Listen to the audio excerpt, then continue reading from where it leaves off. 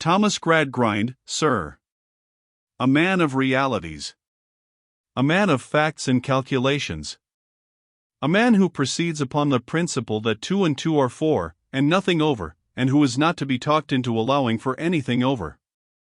Thomas Gradgrind, sir, peremptorily Thomas Gradgrind. With a rule and a pair of scales, and the multiplication table always in his pocket, sir, ready to weigh and measure any parcel of human nature, and tell you exactly what it comes to. It is a mere question of figures, a case of simple arithmetic.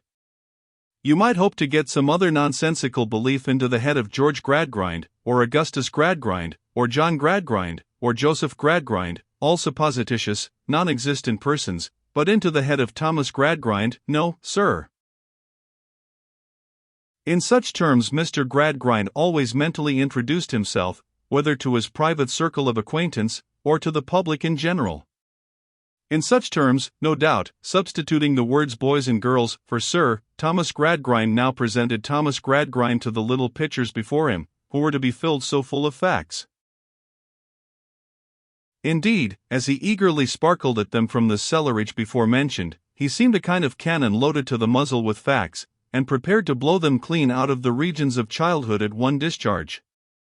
He seemed a galvanizing apparatus, too, charged with a grim mechanical substitute for the tender young imaginations that were to be stormed away.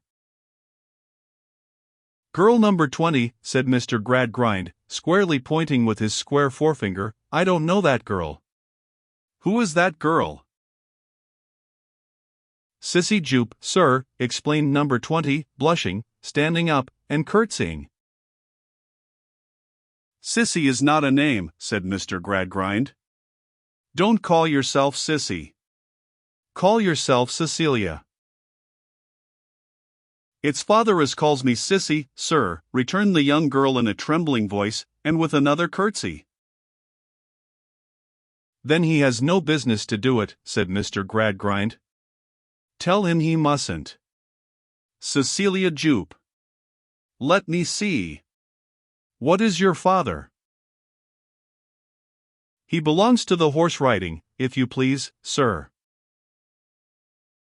Mr. Gradgrind frowned, and waved off the objectionable calling with his hand. We don't want to know anything about that, here. You mustn't tell us about that, here. Your father breaks horses, don't he? If you please, sir, when they can get any to break, they do break horses in the ring, sir. You mustn't tell us about the ring, here. Very well, then. Describe your father as a horsebreaker. He doctors sick horses, I dare say? Oh yes, sir. Very well, then. He is a veterinary surgeon, a farrier, and horsebreaker. Give me your definition of a horse. Sissy Jupe thrown into the greatest alarm by this demand. Girl number 20 unable to define a horse, said Mr. Gradgrind, for the general behoof of all the little pitchers. Girl number 20 possessed of no facts, in reference to one of the commonest of animals. Some boy's definition of a horse. Bitzer, yours. The square finger, moving here and there, lighted suddenly on Bitzer, perhaps because he chanced to sit in the same ray of sunlight which, darting in at one of the bare windows of the intensely whitewashed room, irradiated Sissy. For, the boys and girls sat on the face of the inclined plane in two compact bodies, divided up the center by a narrow interval, and Sissy, being at the corner of a row on the sunny side, came in for the beginning of a sunbeam, of which Bitzer, being at the corner of a row on the other side, a few rows in advance, caught the end. But, whereas the girl was so dark-eyed and dark-haired, that she seemed to receive a deeper and more lustrous color from the sun, when it shone upon her, the boy was so light-eyed and light-haired that the selfsame rays appeared to draw out of him what little color he ever possessed. His cold eyes would hardly have been eyes, but for the short ends of lashes which, by bringing them into immediate contrast with something paler than themselves, expressed their form. His short-cropped hair might have been a mere continuation of the sandy freckles on his forehead and face. His skin was so unwholesomely deficient in the natural tinge, that he looked as though, if he were cut, he would bleed white. "Bitzer," said Thomas Gradgrind. "Your definition of a horse." Quadruped. Graminivorous. 40 teeth, namely 24 grinders, 4 eye teeth, and 12 incisive. Sheds coat in the spring, in marshy countries, sheds hoofs, too. Hoofs hard, but requiring to be shod with iron. Age known by marks in mouth. Thus, and much more, Bitzer. "Now girl number 20, said Mr. Gradgrind. "You know what a horse is." She curtsied again, and would have blushed deeper, if she could have blushed deeper than she had blushed all this time. Bitzer, after rapidly blinking at Thomas Gradgrind with both eyes at once, and so catching the light upon his quivering ends of lashes that they looked like the antennae of busy insects, put his knuckles to his freckled forehead, and sat down again. The third gentleman now stepped forth.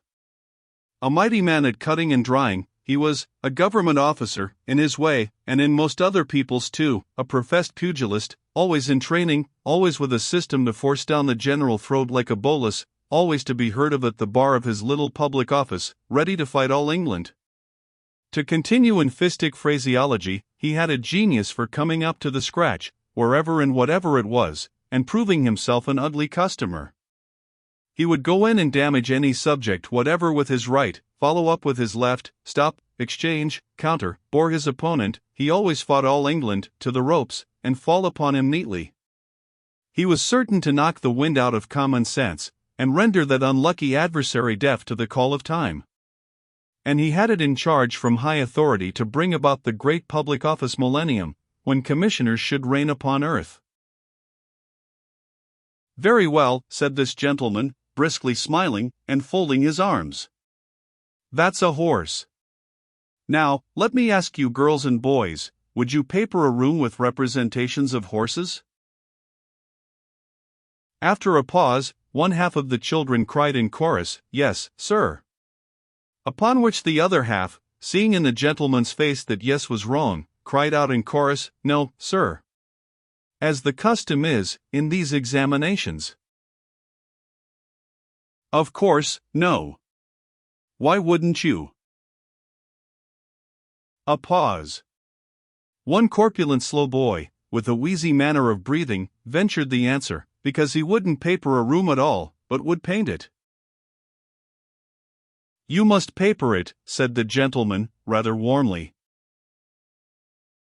"You must paper it," said Thomas Gradgrind, "whether you like it or not.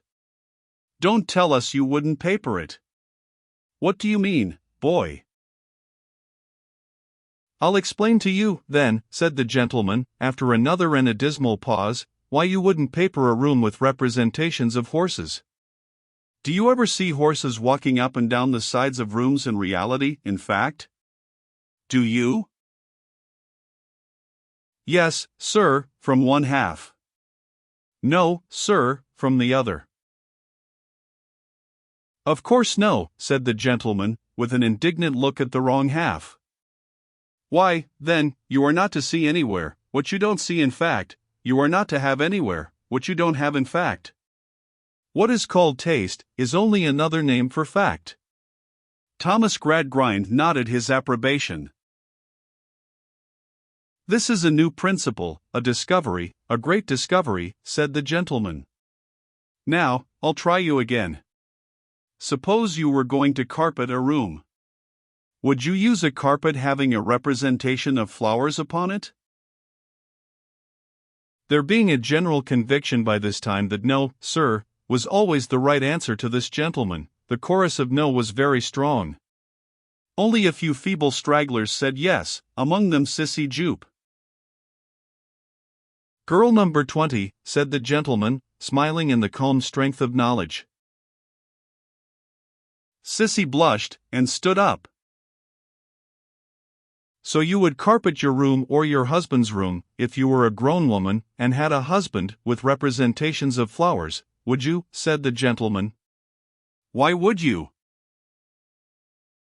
"If you please, sir, I am very fond of flowers," returned the girl. And is that why you would put tables and chairs upon them, and have people walking over them with heavy boots? It wouldn't hurt them, sir. They wouldn't crush and wither, if you please, sir. They would be the pictures of what was very pretty and pleasant, and I would fancy. Aye.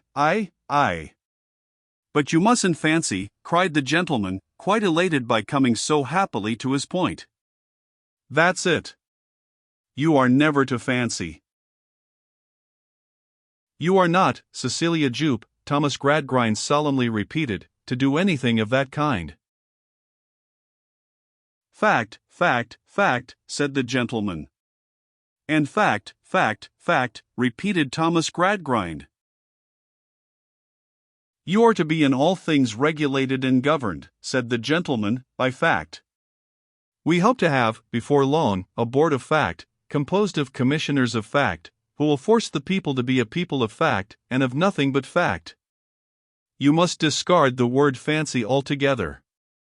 You have nothing to do with it. You are not to have, in any object of use or ornament, what would be a contradiction in fact. You don't walk upon flowers in fact, you cannot be allowed to walk upon flowers in carpets. You don't find that foreign birds and butterflies come and perch upon your crockery, you cannot be permitted to paint foreign birds and butterflies upon your crockery. You never meet with quadrupeds going up and down walls, you must not have quadrupeds represented upon walls. You must use, said the gentleman, for all these purposes, combinations and modifications, in primary colors, of mathematical figures which are susceptible of proof and demonstration. This is the new discovery. This is fact. This is taste. The girl curtsied, and sat down. She was very young, and she looked as if she were frightened by the matter-of-fact prospect the world afforded. Now, if Mr. M'Coquomchild, said the gentleman, will proceed to give his first lesson here, Mr. Gradgrind, I shall be happy, at your request, to observe his mode of procedure. Mr. Gradgrind was much obliged. Mr. M'Coquomchild, we only wait for you. So, Mr. M'Coquomchild began in his best manner. He and some 140 other schoolmasters had been lately turned at the same time, in the same factory, on the same principles, like so many pianoforte legs. He had been put through an immense variety of paces, and had answered volumes of head-breaking questions. Orthography, etymology, syntax, and prosody, biography, astronomy, geography, and general cosmography, the sciences of compound proportion, algebra, land surveying and leveling, vocal music, and drawing from models, were all at the ends of his 10-chilled fingers. He had worked his stony way into Her Majesty's most honourable Privy Council's Schedule B, and had taken the bloom off the higher branches of mathematics and physical science, French, German, Latin, and Greek. He knew all about all the watersheds of all the world, whatever they are, and all the histories of all the peoples, and all the names of all the rivers and mountains, and all the productions, manners, and customs of all the countries, and all their boundaries and bearings on the 32 points of the compass. Ah, rather overdone, M'Coquomchild. If he had only learnt a little less, how infinitely better he might have taught much more. He went to work in this preparatory lesson, not unlike Morgiana in the 40 Thieves, looking into all the vessels ranged before him, one after another, to see what they contained. Say, good M'Coquomchild, when from thy boiling store, thou shalt fill each jar brim full by and by, dost thou think that thou wilt always kill outright the robber fancy lurking within, or sometimes only maim him and distort him?